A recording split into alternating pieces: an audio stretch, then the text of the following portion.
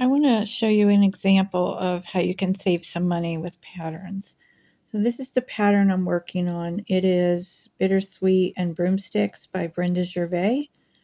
I know it's sideways because what I'm going to show you is not down here. So these stripes right here on the broomstick, this pattern calls for almost all Valdani. That is the only time that that color is used.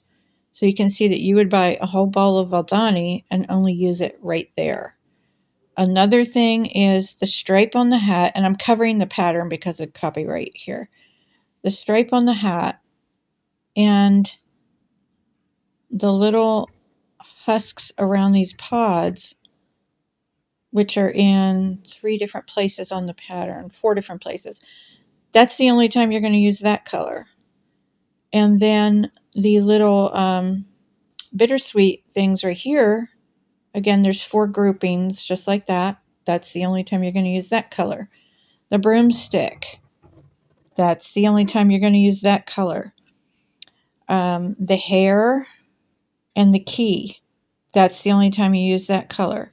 And then the hand and the face, that's the only time you will use that color, which, by the way, the called for color on that is a light orange, and so I switched it because on the pattern picture it's not light orange, but it's actually called Faded Marigold, the Valdani JP7 that she calls for. So I contacted the person that I'm making this for, and we decided to change it.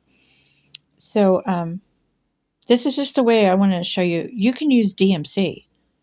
The only variegation that's even the background here, she actually calls for DMC on the background, but it's nice to have that variegation on the dress. And, you know, the hat, these are P11 Valdani, and then probably on the apron. But other than that, I would use DMC. I would get this pattern and I would go by the picture, the colors on the picture, and match it up to just DMC that looks like that. And that will save you a ton of money. Happy punching, everybody.